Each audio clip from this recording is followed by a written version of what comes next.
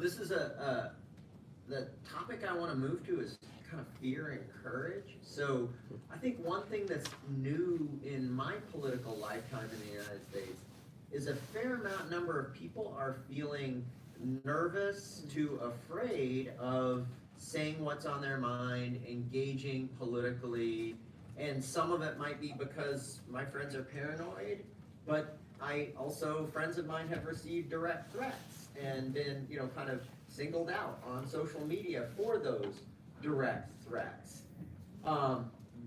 This is like early days compared to Thailand and Venezuela. You both have experienced direct repression, state repression in pretty serious and very personally costly ways.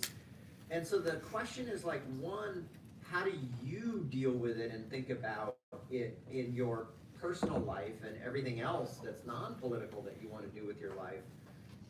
Both of you are extremely courageous people, so the things that you do aren't really generalizable. But how do you advise your allies who are somewhat less courageous and a little bit more afraid and nervous about how to be and how to participate, both to support you but to do what they want to do in political life? So the question is asking pretty much what keeps me awake at night and what keeps me going. That's essentially what the question is. What keeps me awake at night, I feel like the repression is not done with me yet.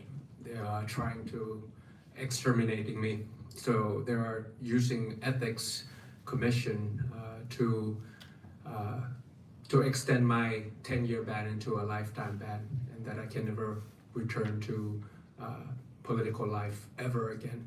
And that's something that I wanted to share with you because we've been talking about judicial capture and judicial overreach. But when it comes to legality, there's actually procedures. There's appeal process. There's first court, appeal court, and then the Supreme Court. It's going to take a lot of time to get rid of someone, to get rid of a competitor. But now there's another channel, which is ethics, morality. And there's no procedure and there's no proportionality of infringement and penalty. Quite a coincidence that I'm speaking on the same panel with my ethics professor. Ethical campus and foundation is important in political life, but once it's being used as weapons selectively, unchecked, it could be an erosion to the system and democracy rather than a guiding principle of when you run for office, make sure you do it for the general public and not for yourself. So when you have like moral policing and using ethics as a weapon to destroy, that's what keeps me awake at night, and that's what I fear the most, that I could never return to become the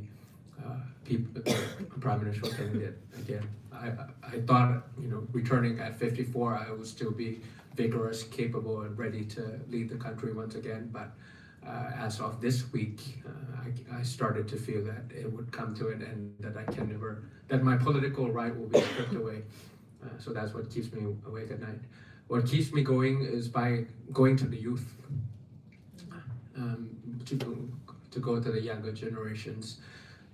The Thai students here, the ASEAN community here, the younger generations that are still haven't lost hope or getting bored and tired of politics and started to go around and find ways to help out and eventually run for office themselves one day. So I think that's what keeps me going and would be the general message to the general public.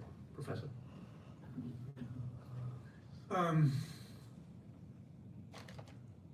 I think the first recommendation that I would say is that you really need to assess your reality, right? Because I think in these struggles it's very dangerous to underestimate and overreact. Both things are bad. Underestimating a threat, it's obvious why it's dangerous, right? Because then you are lousy with your communication, you're lousy with your political actions, and then you get killed or imprisoned, right? So if you are facing a dictatorship or an authoritarian regime, well, you have to act like that, right?